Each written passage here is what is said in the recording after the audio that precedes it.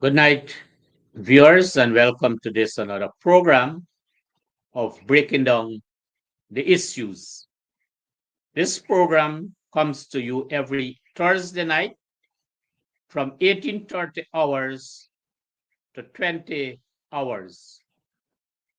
The official host of this program is the Honorable Shurwayne Holder, Member of Parliament and Shadow Minister of Natural Resources, and he also holds the portfolio as chairman of the People's National Congress Reform. My name is Dennis Jai Kran, and I would be co-hosting this program with the Honorable Shurwayne Holder. Tonight, we are going to focus on the topic APNU providing a livable income for all Guyanese. And so the topic again is APNU providing a livable income for all Guyanese. Viewers, before I bring in the host of this program wishes to convey to all our viewers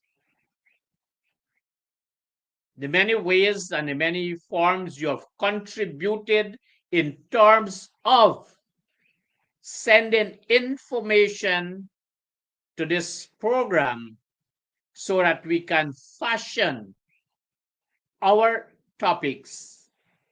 And as co-host of this program, allowing the co-host to be able to fashion questions that will be so put to the host of this program, the Honorable Shurwayne Holder, Member of Parliament.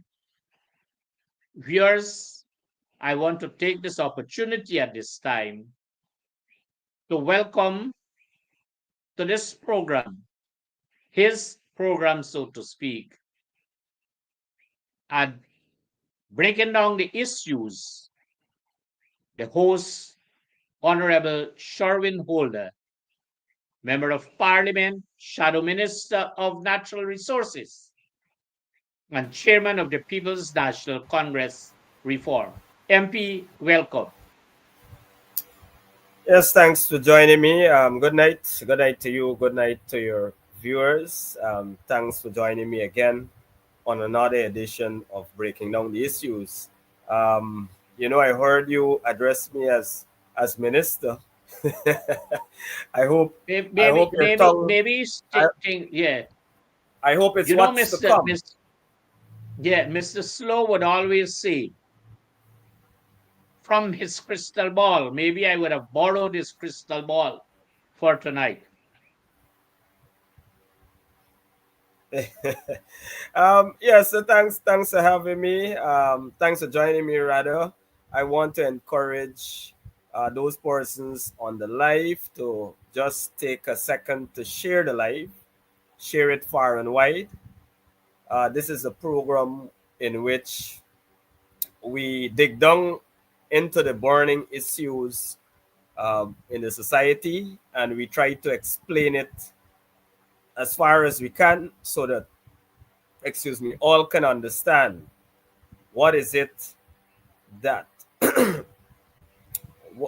all can understand the key points in relation to the issue. You want a common man in the street to understand what is it that you're saying, and that is why I chose the name of this program, breaking down the issues, because a lot of times issues are being discussed in the public domain, and the common man in the street is not able to understand it fully, maybe partially, but not fully. And also with the advent of fake news, these fake media, we know that the PPP has a lot of them. You have one called Guyana Express that came on board lately, and I tracked that one down.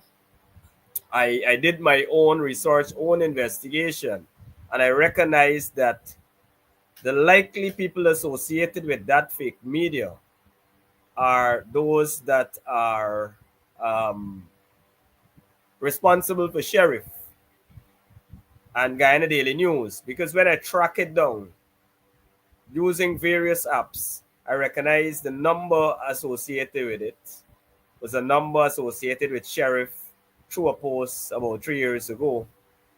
And advertising Sheriff business, I think, is a meat center or something like that.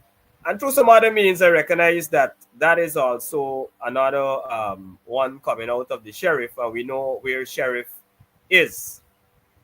Basically, the mouthpiece of the PPP, the face of PPP propaganda. I think they're now beating Guyana Live. That's another one that some say it's Kwame McCoy. I don't know, but some persons blame Kwame McCoy for it.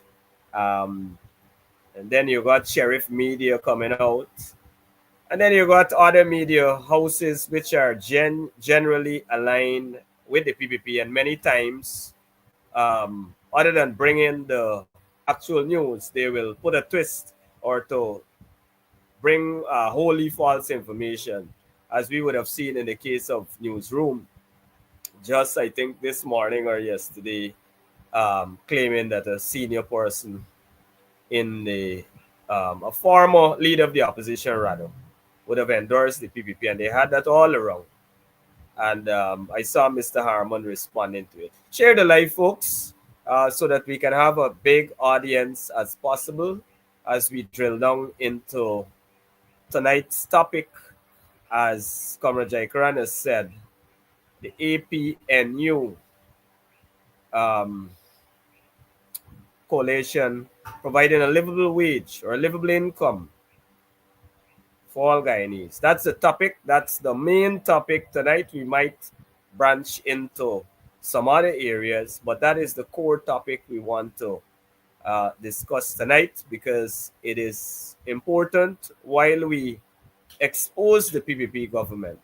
It is important also to put our policies and put our plans out there so that persons can understand, so that the nation can understand what is it that we're offering. There are lots of persons who would like to contest these elections, but we haven't heard anything really of substance from them. And so that is why I chose tonight to bring one of our policy areas to discuss it here, so that all Guyanese can have first-hand knowledge of where we will take the country in just another 3 months after we would have won the upcoming elections. And so it is something that persons can look at, pay attention to. It's something that is significant in the lives of all Guyanese at this point, I would think. So just go ahead and share the live. And Comrade Dennis, you raised another thought. You caused me to uh, look at this program in a little different way. I believe persons, we can from time to time take a question or two from the comment section. So if there are important questions that we notice or an important topic raised, maybe to the back end of the program, we can try to answer it or to explain it as far as uh, we can. All right, back to you. So I think we're set to begin. Good night to all the viewers. Again, I see a lot of persons tuning in. My friend, poor people governor, he's always prompt for classes, as Paul Slow says. You know, he's always there. A good night to you, my friend. Way up in Canada. You know, the feedback from this from the public with respect to this program has been very good. I always get people making contact with me saying, you know, you guys are doing a fantastic job in terms of discussing these issues and breaking it down. So we want to ensure that every Thursday we're here And you're also here as well. We're trying to make a sacrifice. All of us are busy. I just actually came out of the campaign office in the region, myself and Comrade Jaikaran, and we said, although we were busy, we have to come on this program and keep it going. Over to you, Comrade Jaikaran. I think the people are set and we're ready to go. Yes. Thank you, MP. Before I ask you or before I put to you the first question for tonight, I heard you said early on there is something called Guyana Lies is a social media outlet. Guyana Daily Lies. Some people dub it Guyana Daily Lies. Okay. So we are clarifying Guyana Daily Lives. So let us Daily move. Lies. A Yeah. very important topic as we Yes. set to discuss tonight. So MP, let us look at the concept of a livable wage. And so what is it? What are your thoughts as it relates to a livable wage? All right. That's an important question. As we moved into opposition, our first few years in opposition, we're now at year number five. We are completing year number five. As we moved into our first 2 years or so, we recognize that inflation has been taking a heavy toll on Guyanese. Food prices rose, in some cases up to 50%, 70%. And we started to highlight that at the parliamentary level. And we recognized that the government paid no attention to it. They tried to cover it every year. They come to say, "Oh, you hadn't significant inflation. You only had 1 year was 6.5%, and another year was 4%, and those were the levels." But we recognize that inflation has gripped this nation, and it has caused serious strain on all Guyanese of all walks of life in every region. We recognize that there exists economic hardships, and so it is out of that I recall when Aubrey Norton became leader of the opposition, we had much discussion at the central level pertaining to this issue, at the MPs level, at the party level. We had lots of discussion over it. And Aubrey put forward his people centered development strategy, in which he started to look at solutions uh, as it relates to issues in our society, and especially as it relates to the poorer class of people, the common man in the street. And that is what that people centered development strategy is based on. And in that strategy, one of the pillars, the key points in it is the issue of a livable wage. We looked at it, we looked at our own track record. We would have done a lot for example, for the public servants. We gave them increases that they would have never seen before in the history of this country. You would recall that years back, you used to get a 3% from the PPP, a 5%. And we came to power, and we charted a new course, a new bold course. We stepped out. I recall in 2015, we gave 10%, and our budget was only 232 billion. In 2016, we were able to give our public servants 10% increase for that year. We also managed the economy properly. Inflation was at an all-time low. I think you had like 1.5%. 0 point something percent. You can check the record. You can go back. The records are there. Those were our figures basically for inflation. And so we managed the economy better. And at the same time, we ensured that we gave increases to our public servants, significant increases, not only increase, but significant increase. And well, one would say, well, it's only the public servants. But look, the fact that we manage the inflation allowed the persons in the private sector their salary to have more weight. If you have inflation, then the cost of goods and services go up, and um, suddenly your salary it is difficult to um, make ends meet with the current salary that you would be getting.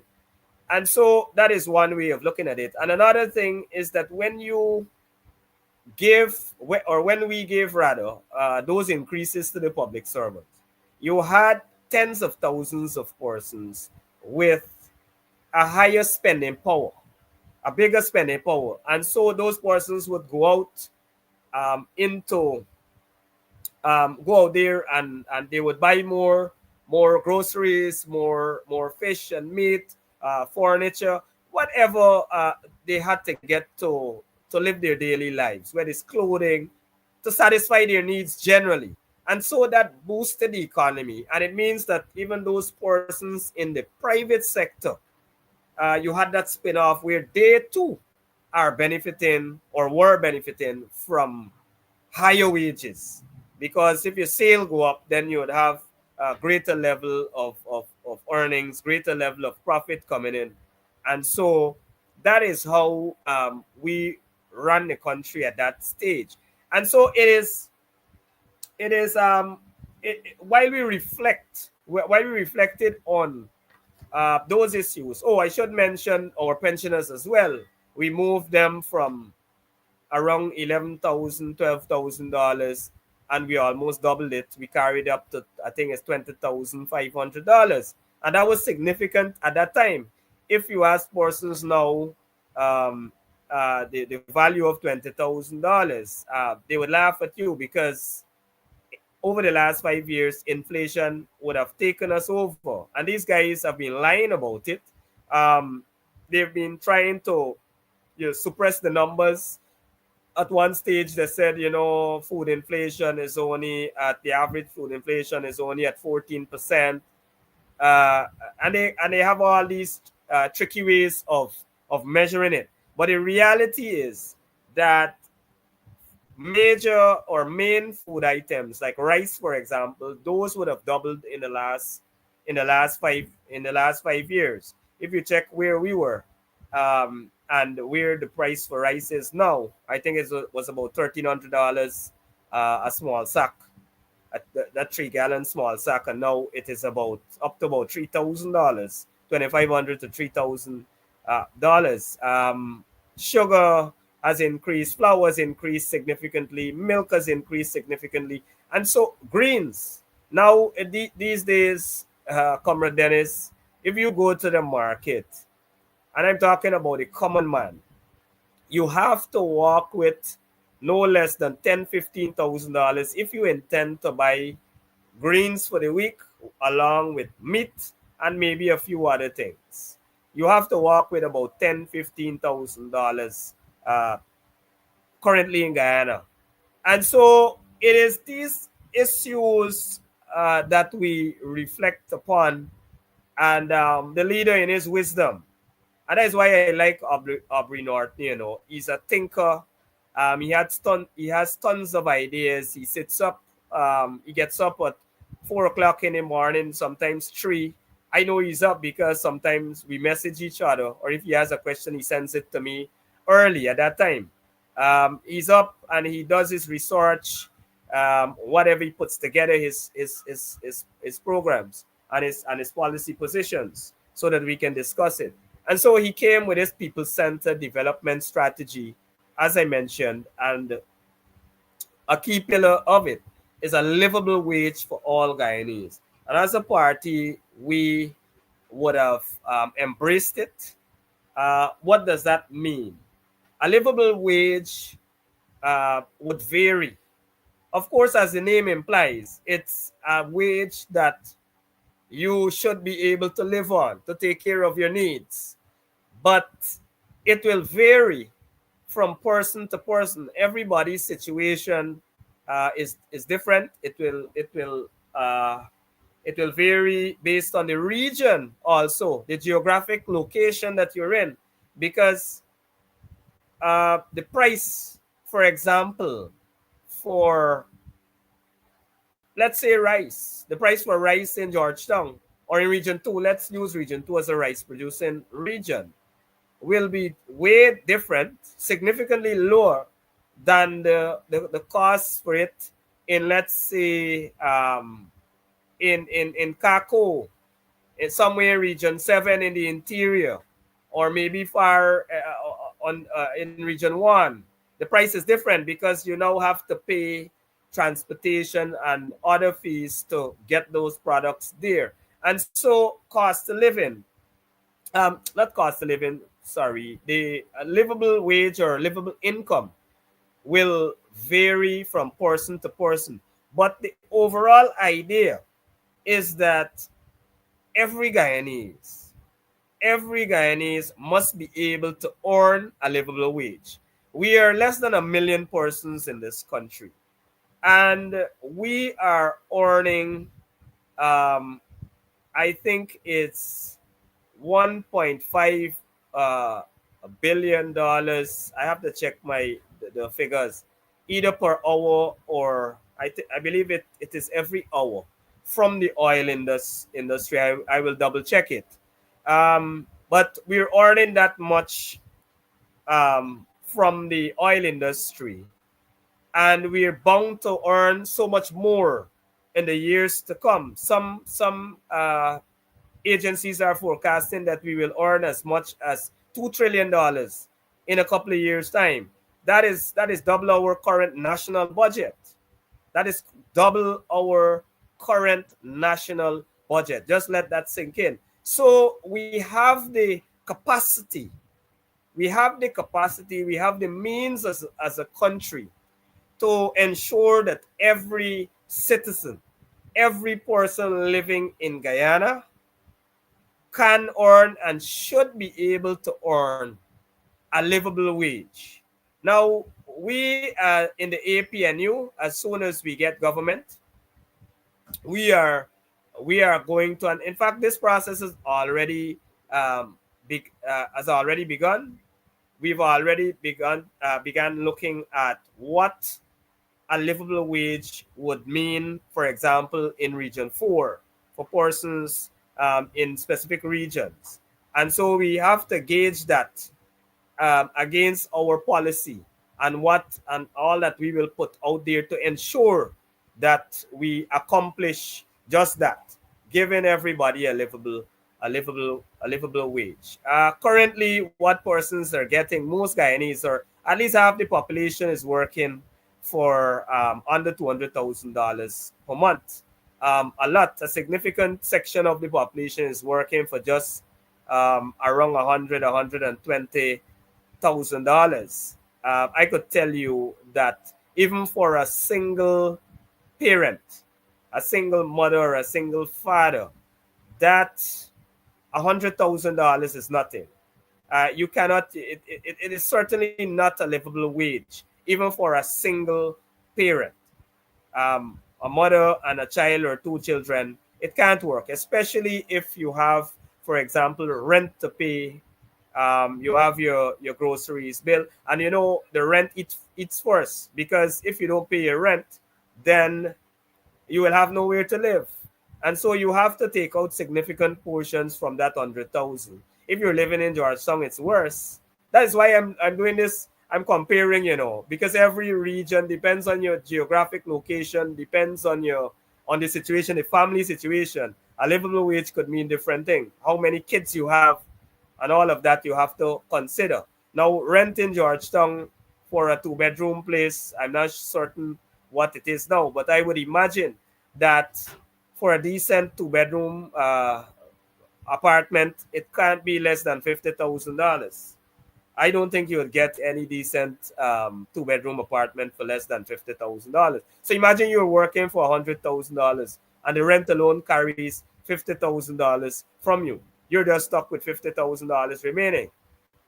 Groceries for a woman with two kids, easily that would be about $40,000.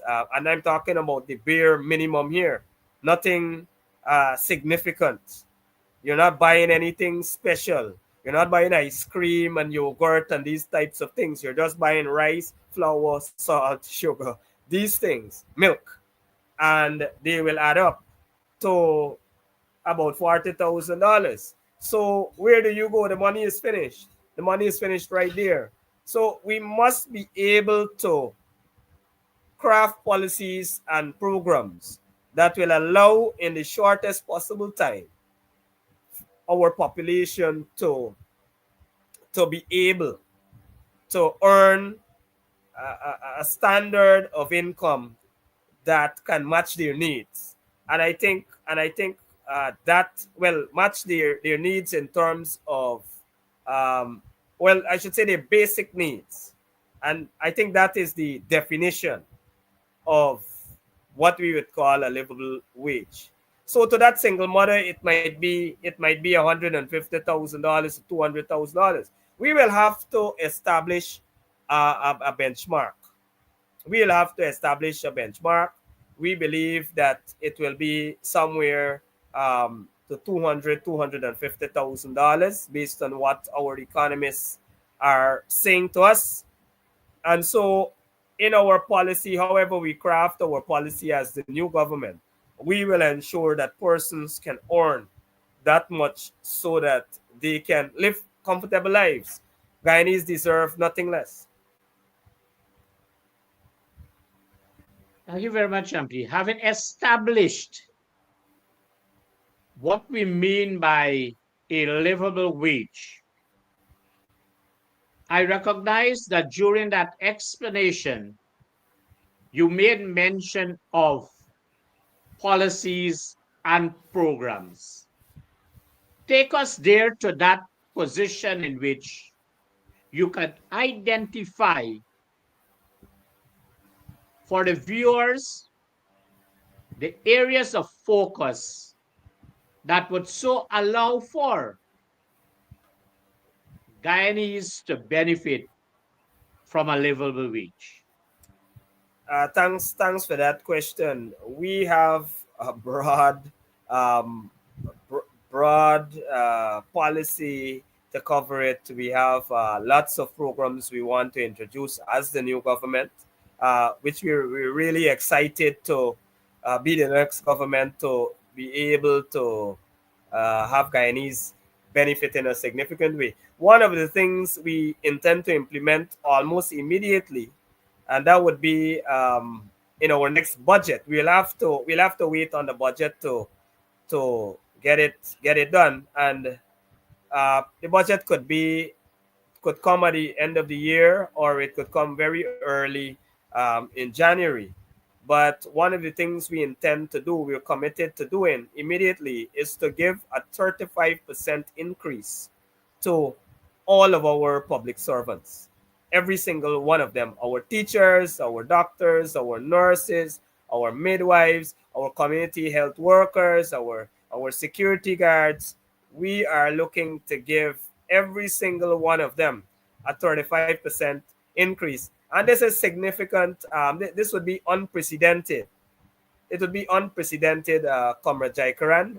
We've done a lot in the past, but we intend to do much more. We now have a budget that is 5 times more than what APNU had in 2016, for example, more than 5 times more. And so we're confident that we would be able to do this. Now, I love this. This is one of my favorites because it will directly target the poorer class of people. Those persons working, for example, for $100,000, they are going to get $35,000 more per month on their salary.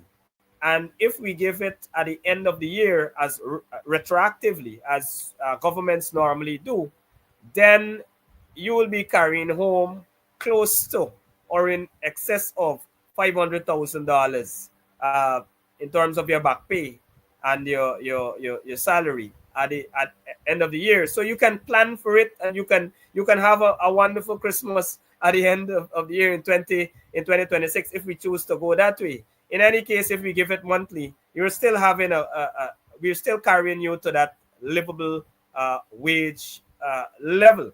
We're also, in addition to that, we couple that with increasing the non-taxable threshold. So we're going to carry the non-taxable threshold to $400,000.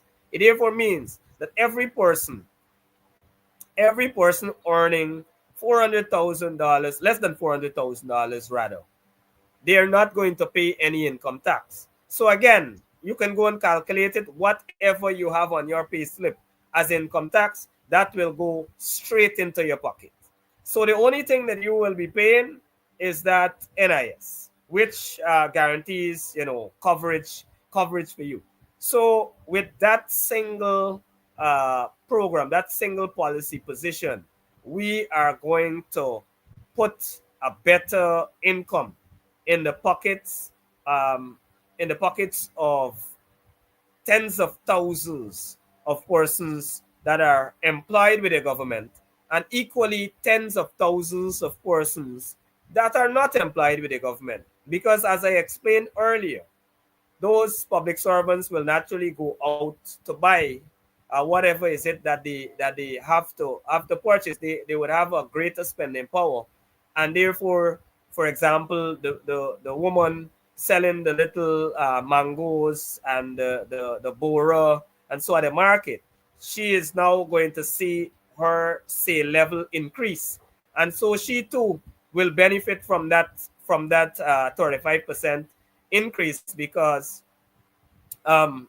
she will have greater profit margins if she sells, or she has a greater level of customers. And so the economy will be boosted by it all across the country, and it will have that kind of spin-off effect, putting more money in people's pocket that are in the private sector. Another thing that happens when you increase public service, the pay of public servants, the private sector, who are making tons of cash.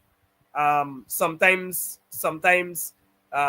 people might want to describe some sections of the private sector as being a little greedy. But I wouldn't say that. I wouldn't describe them as that. But they will now have uh, to look at their salary levels and to increase according to how the economy is growing, according to how the salary scales are shifting. And so that is another effect that will another spin-off effect that you will have from that 35% increase. So I want to my teachers, my nurses, I want you to listen to me carefully and not be carried away by a president and a government that who doesn't have your best interest at heart, but comes around at elections time to make all sorts of promises. I see, if I can say, Comrade Jai Karan, I saw just recently they are now pressuring, this PVP government is now pressuring the doctors. I saw an article, a letter actually, which was sent to the medical professionals instructing that they now have to work 10 extra shifts per month at these new hospitals that they're building. Now you're already not paying these people a proper salary, a proper income per month, but you're now extending their scope of work. You're now extending their time. And when you read that correspondence, it doesn't matter whether it's a holiday, whether it's Sunday, whether it's Saturday, they're being paid at a pretty much flat rate. These are our doctors, These are our hard working doctors, and they're now stretching them so far. We saw how they stretched out those teachers. I think we had the longest strike by the teachers in the history of this country for about 80 days or 80 something days, where they refused to give them anything significant. The teachers had to carry them to court, and eventually they buckled to a 10%. But picture this, we were able to pay 10% in 2016 when we had a budget of just 232 billion. These people now have 1 trillion, 1.3 trillion dollars at their disposal, and they're tossing this money at family, friends, and favorite, but they're ignoring and neglecting the working conditions of our teachers and our public servants. They're neglecting the need to increase, to give proper salary increases to these hardworking professionals. And so we will ensure as the next government that we do it. But we also have some other programs that will also increase the that will give a livable, I don't know if I could call it a livable wage, but we will make available resources to those senior citizens, because it is not a wage, but it will still fall into that category of ensuring that persons have the kind of income that can support them, their daily lives. And so we are making another commitment, and I love this one. You have about 70,000 pensioners across the country, and we intend to increase their pension from the $43,000 that they're getting currently to $100,000. I believe every pensioner in this country will be happy with that. So when you go to the poll, you must consider what the APNU is offering. And we have a track record of increasing pension, looking out for our pensioners. We, Dennis, you would recall the state of those post offices and those areas where the pensioners had to go to collect their meager pension, $11,000 or something like that. They had some years that they didn't increase the pension too. But right away we came in and we started to move it upwards, and we took care of those facilities. We made sheds. In some cases, our pensioners had some breakfast and they had some coffee and that sort of Yeah. thing. We took care of our pensioners. We know how to take care of our senior citizens. We value their contribution to the economy. Never mind, they're now at a particular age where they can really contribute in that significant way. So that is a program that I like as well. There is this one that I particularly like. It is the cash grant, the cash grant for school age children. Now, the PPP loves to talk about, oh, APNU took away cash grant. Look, they had they had an elections gimmick just before the elections, and we'll see a lot of other gimmicks as we move closer to these elections. They had an election gimmick. They came with a cash grant, and I'm told that they had a paper in. Remember, they prorogued that parliament, and so you had a time before elections, and they had a paper in. I can't remember if it's a white paper or what color paper. The colors signify different things at the cabinet level. They had a paper though, which the minister was saying that look, we can't sustain this cash grant operation. It is unsustainable. Cabinet has to look at it. So our administration took over that very issue. Now, Norton was not there, Holder was not there, Jarita Fernandez was not there. Most of us that are the current key persons in the opposition were not in the cabinet at that time or played any significant role. So we cannot say A nor B pertaining to that. What I can say is that Aubrey Norton, under his leadership, is making a commitment to the parents and students that once we get government, we are going to move that cash grant from the $53,000 to $120,000 per year. That equates to like $10,000 per child per month. So if you have 5 children, as some persons, especially in the interior, do, they are going to get what is that, $600,000. That is the kind of benefit that we want to bring to the people of this country. That is our core policy. For those students who are, or those pupils or learners, as you might call them, Ario, you're an educator, former educator, and former Ario. Those pupils that are 5 years and younger, we have an additional $2,500 per month. What we call it, meals. Uh, I can't remember the name of it, but it is a voucher meal, a meal, or an allowance. Anyhow, it's $2,500 added per month, and that will take the overall sum to $150,000 per child. Those children who are 5 years and under. This, to my mind, is an excellent program. An excellent program that will take care of the needs of our children. They will ensure that our children can attend school. It will ensure that they attend classes on a full stomach, and they have a little pocket piece that they can buy a snack or two, depending on how long they have to go to school, one for morning and one for afternoon.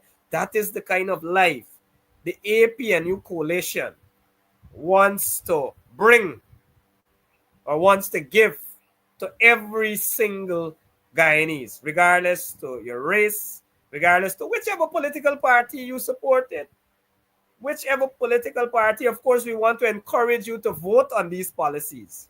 Do not look at who is jumping up around the place and who might have a little star power, or who is dancing Michael Jackson. That is not that those wouldn't be persons that, or qualities, rather, let me put it this way, those are not qualities that you would want to see in a president. A president has to be focused, has to be somebody that is rooted on the ground, that has key policy positions that will change the lives, transform the lives of the people.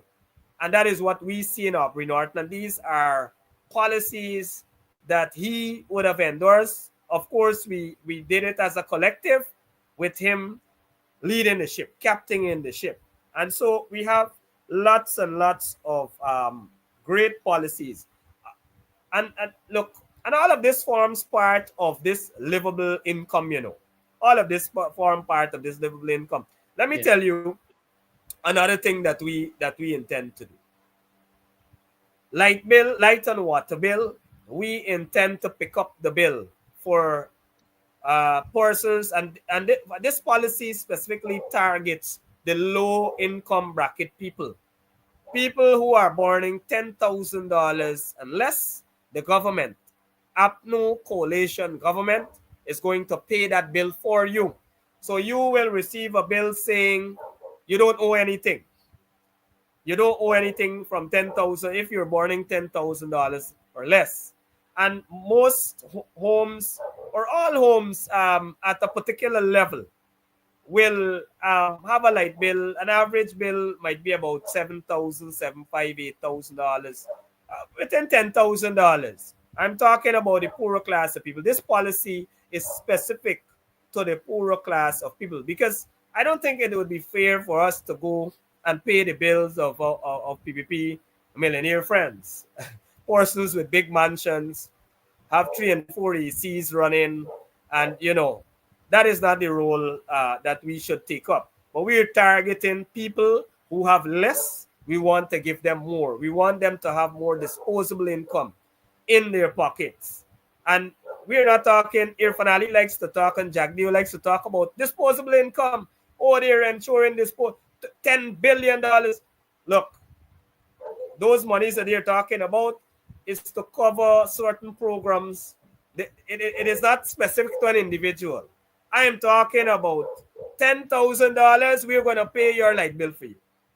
Your water bill, $5,000, unless we are going to pay that for you. So again, you have $15,000 more income in your pocket. You don't have to take that out. We gave you a 35% increase already, right? We give the public servant in the house a 35% increase. We give granny, we move granny from our, or in some cases you have grandfather and grandmother, but let's just say granny is in the house, alive and well. We move her cash grant, if I can call it, or pension from 43,000 to $100,000. You have two kids in the home, one at 5 years, one at 10 years old. The 10-year-old gets $120,000 per annum. The 5-year-old gets $150,000 per annum. Look, the core thing about this policy that we have is to ensure that we offer every household about $1 million or more per annum. That is what all these programs are geared at.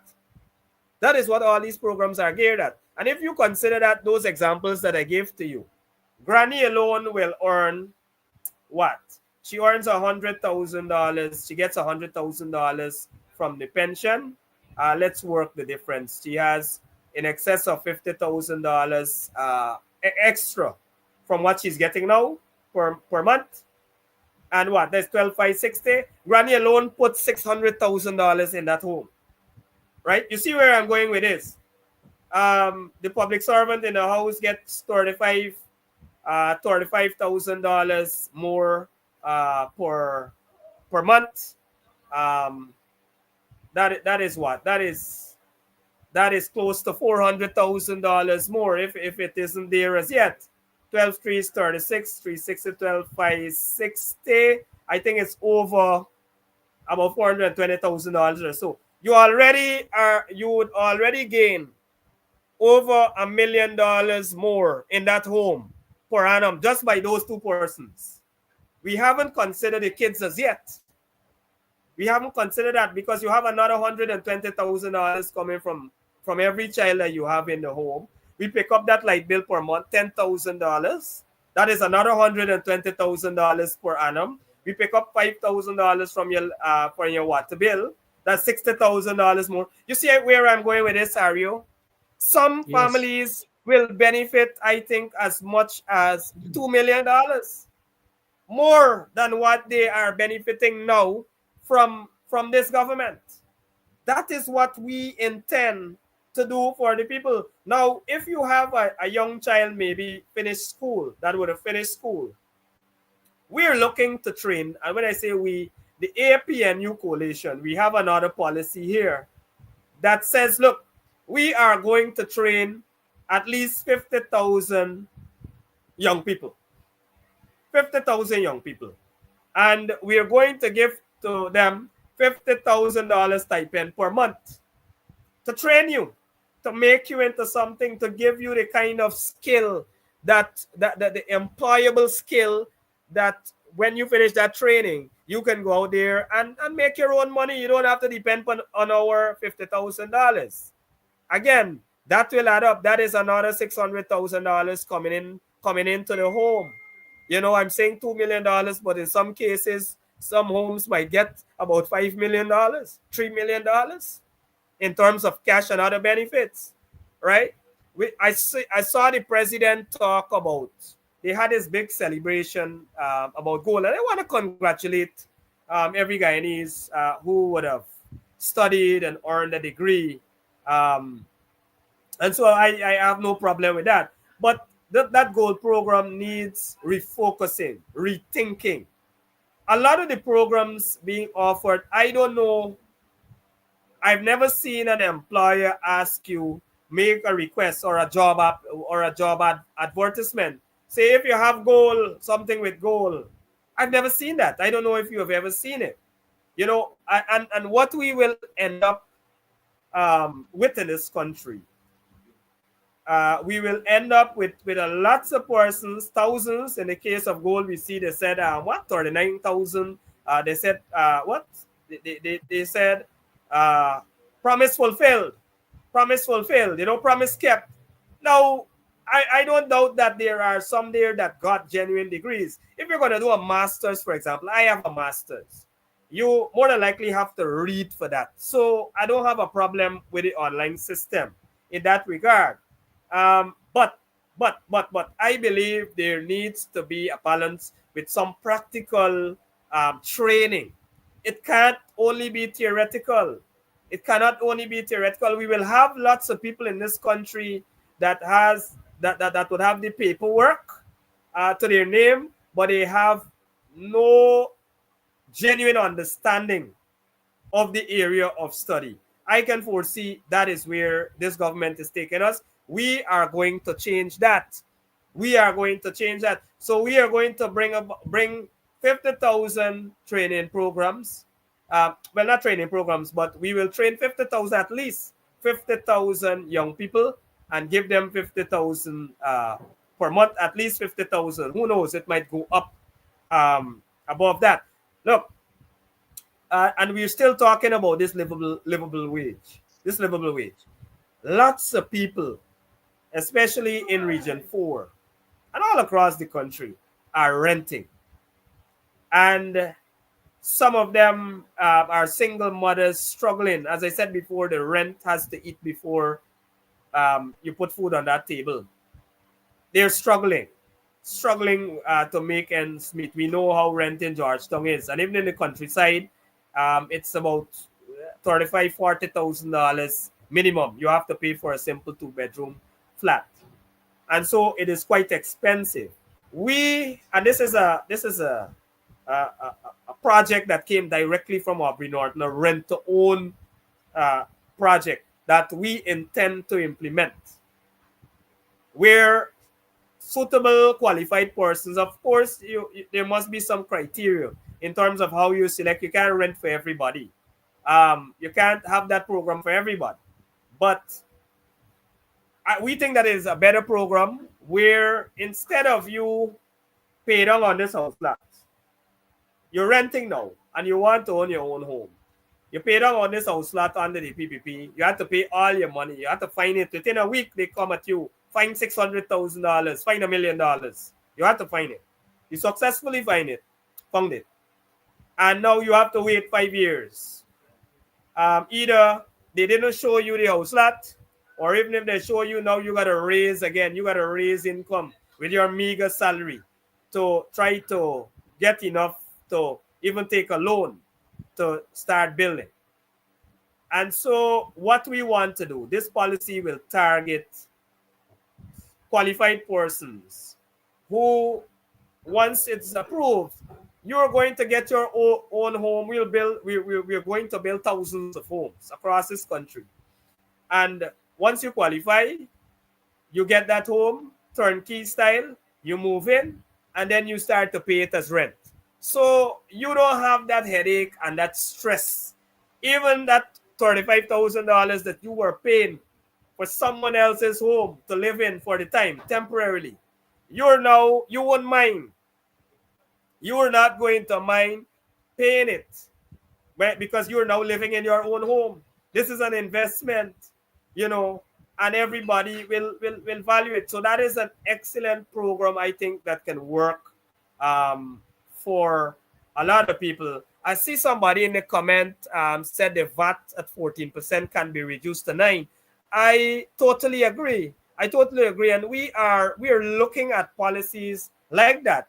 You would recall, Ari, and I'm just beaming at the comment section so that I can respond to that person. We removed the PPP brought VAT. They like to talk about what APNU brought and what APNU didn't bring. The PPP brought VAT to this country, a strain on the poor people. We made a commitment to reduce it, and we reduced it to 14%. As we gain more, as the economy grows, as we gain more money from oil, we certainly we certainly will look at reducing all forms of taxes. All forms of taxes. They're going out there to say to people, oh, APNU introduce 200 taxes. Well, we asked them in Parliament to name those taxes, and they've never, ever, not one day, the Minister of Finance or any one of them stood up in Parliament to name any of the taxes. They can't name 10 tax. Not 10 they can't even name. And so these are some of the good policies that we intend to implement. Of course, cash grants.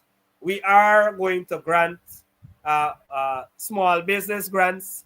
For example, we are going to do a lot of that. And APNU, over the years, under Aubrey Norton's leadership, has been calling for the distribution of sizable grants that can really push a business. You know, these people under the PPP over the last 5 years, they had this policy of only granting friends, family, and favorites, and they come and they give you, and they give you again, and every grant that sharing, they come and give the comrade, and while the other people are suffering. We think that we can reform that program and we can give significant grants to people who need it the most. I'm talking about people on the ground hustling to do some innovative business. The man that pushing a cart out in the streets. The woman that is selling the greens at the market. She might have a good idea, but she doesn't have the fund to do it. You can come to us and we help you. Not only with your own idea, but we help you to shape it up properly. And then we will monitor and manage it, monitor your progress so that we can even suggest that kind of business to other people in other areas across the country. That is how we intend to do it. We will we will ensure that every Guyanese benefit from the oil. We intend to put oil money in the pockets of of of of, of every single Guyanese, and we will give more to who are in need of more. We will give more to who are in need of more. We will focus more money into communities, into areas, into vulnerable groups that are at the bottom, because the idea is to bring all Guyanese up to the same level, up to a particular level. And the rich folks don't like this, you know. Rich people like to know that they are on top. But that is not what we're concerned about. We are concerned about elevating those at the bottom. And so Guyanese can expect from the next APNU coalition government, or any government that we are a part of under the leadership of Aubrey Norton, we are going to give huge cash grants, um, more than likely multiple cash grants yearly. We believe that even outside of the earnings from oil, we will have something what you call a good governance dividend that deals with that deals that deals with how we govern the country, and we intend to cut a lot of the corruption, cut a lot of the wastage that we're seeing now. And so we anticipate that we're going to get monies that will be available from that. Once you cut corruption, I think one study said 40 cents from every dollar. This 40% is going towards corruption. And if we can cut that, if we can cut that even by half, we are going to have significant funds to bring about a better life for every Guyanese. So this is my commitment to the people and the commitment of the APNU coalition. We are going to work hard to ensure that each and every one of you experience a better life through better income, better salary, better wages, better programs to improve your lives.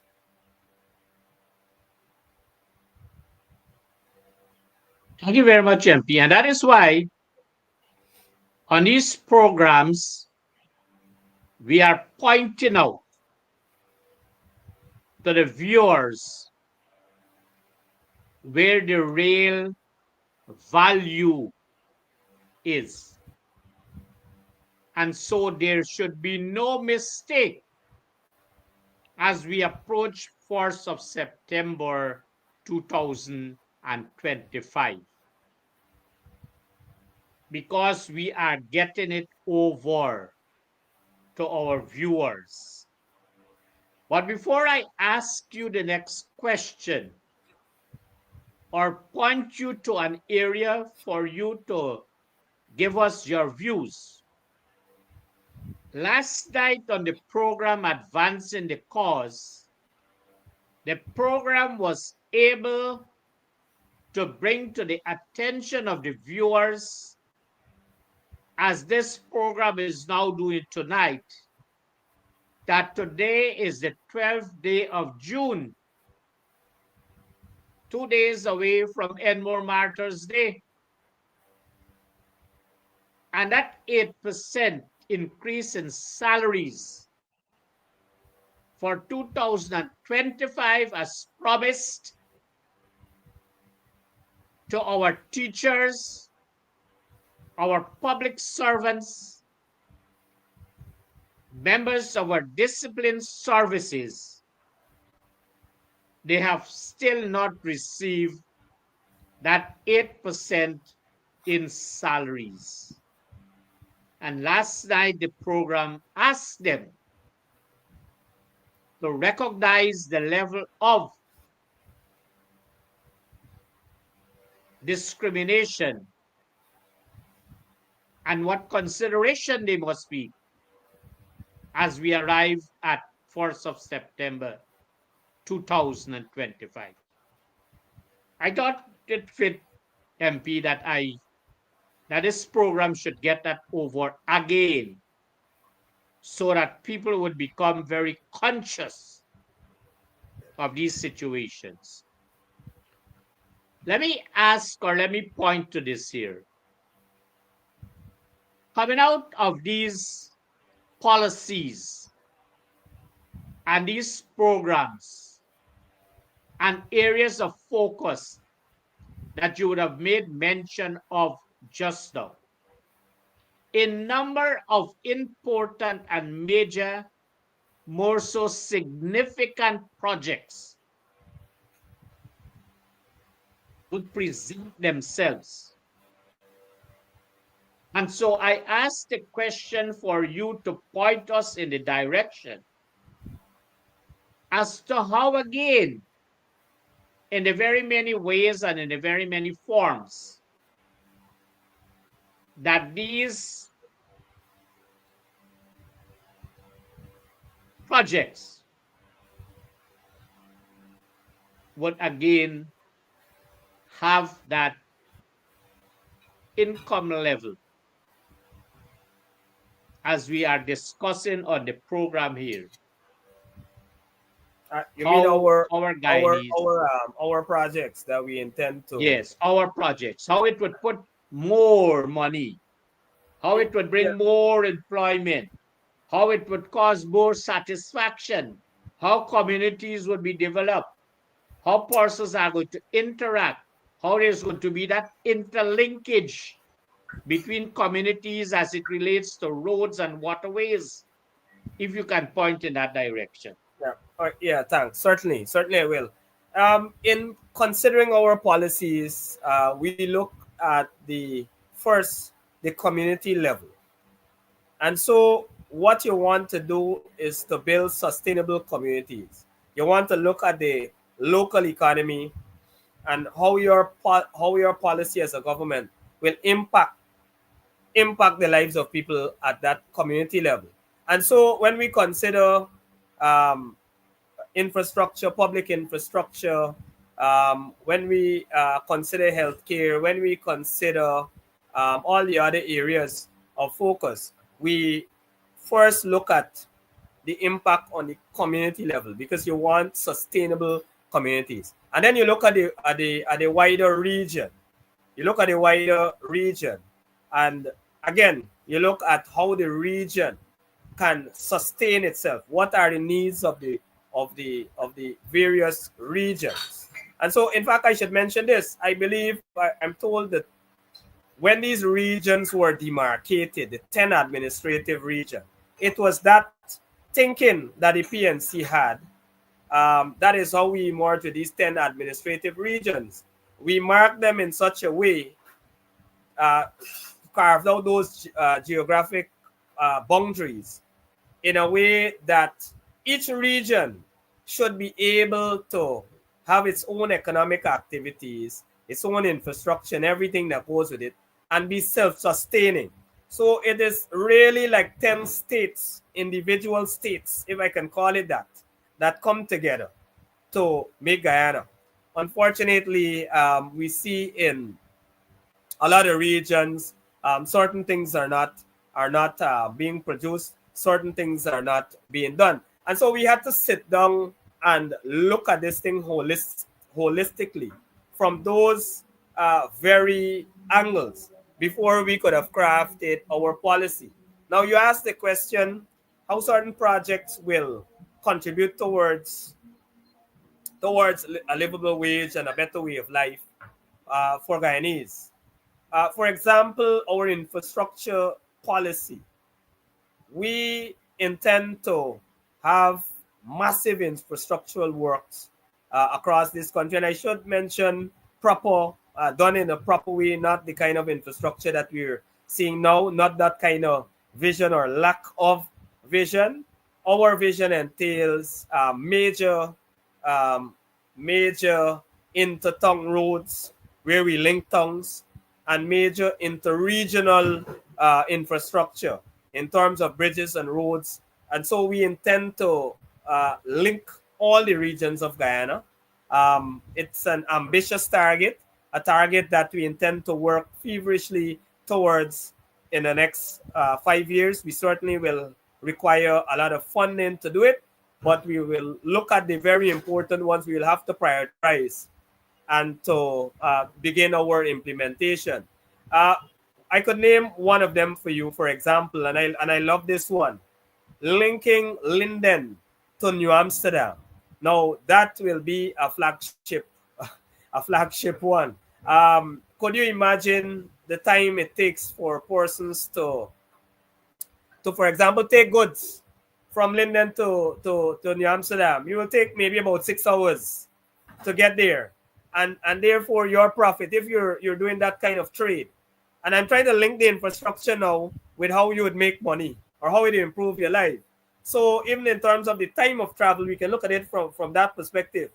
The time of travel, the time you will take from Linden to New Amsterdam, you are going to take probably an hour or less, because it is either 55 miles or 55 km. I can't remember which is the unit. I'll certainly check it. But it is that short, is that close. We've already mapped that out, and that will be a phenomenal project. And in terms of, course, look, it will create employment. Other than we're talking about cutting down the time in terms of goods and services, which will obviously benefit traders, benefit persons in terms of whatever business they're doing. But in terms of the project itself, you will have hundreds, if not thousands, of jobs being created. There, you'll open up new lands for agriculture, for example. So again, putting more money in people's pockets. You will have more housing areas there, so we can build those turnkey homes and offer our rent to own policy.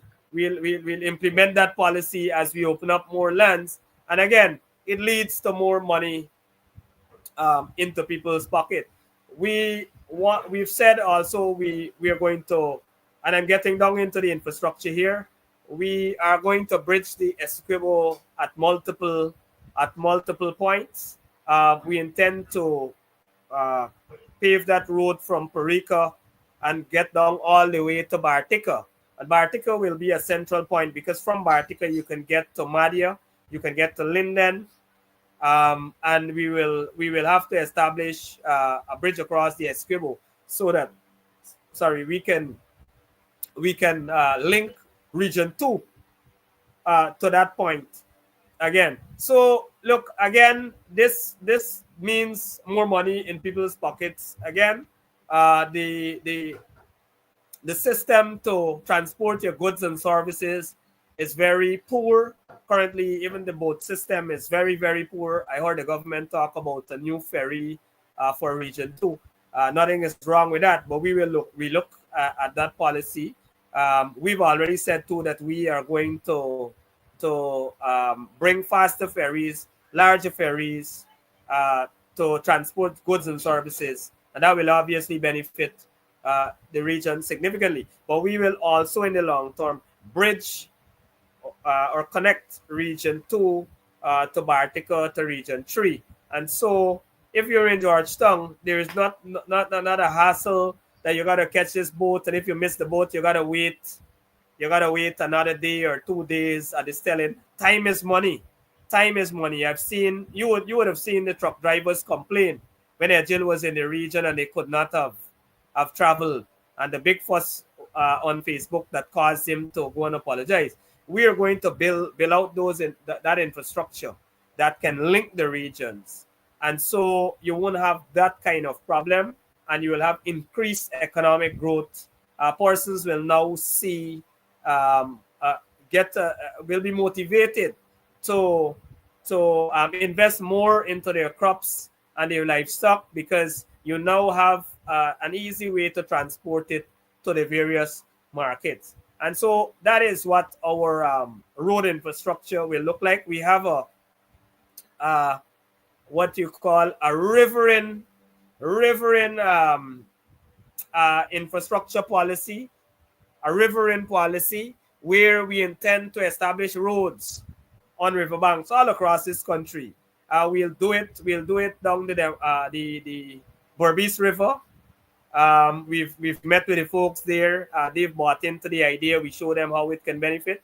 I'm certain that we will do it right here in Region 2 along the Pomeroon River, and that will be a significant development for the people. One, if not the most significant development ever, to improve the lives of those persons living in the Pomeroon area and other riverine areas. We are going to connect their communities with the coastline, with the major towns. And so, obviously, the production will increase and their income will increase. Look, part of our plan, and this is not infrastructure, this is agriculture. The leader, Aubrey Norton, has spoken about it many times over.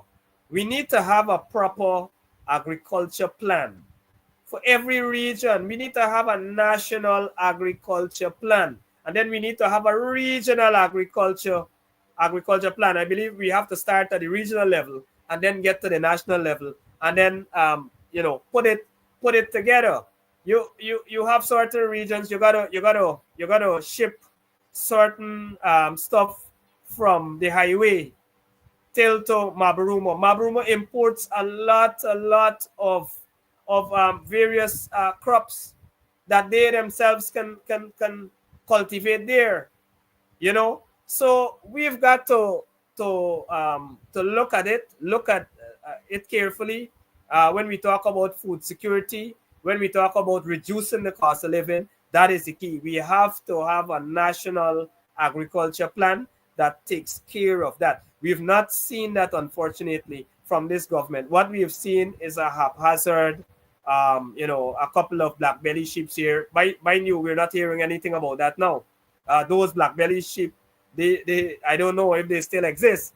You have they did something with the brackish freshwater shrimp, and when I, as the chairman of the Economic Services Committee at Parliament, we asked for the committee to go to examine these projects, they bluntly refused. The speaker has never responded in terms of giving permission and providing the finance so that we can go and see these projects, because those projects are failing. They're afraid that we will be able to see it for what it is and tell the public. So that is what they did over 5 years. They put down a few fish nets or fish tanks, whatever you want to call it, and that is it. That is basically it. Look, the first time in this country we have seen rice farmers, the rice industry that which would have been the backbone of this country, carry the economy for many years. Rice and sugar, rice farmers. This is the first time I have seen rice farmers have to dump their paddy. And then after we met with those rice farmers in Region 2, Irfan Ali comes back we put out some things that we will do immediately for our rice farmers in terms of storage, in terms of markets, etc. He came back with the same idea. Said they're going to build some silos soon. I was shocked. I was shocked to see Irfan Ali parrot something that we just said. The leader Aubrey Norton just said to farmers. He comes out and he says the very same thing. These guys have no vision. They have no interest in our rice farmers. These people would have suffered significant losses, and all they offer now, we're within 3 months of elections, they offer promises to these rice farmers. Sugar is the same thing. Sugar is going nowhere.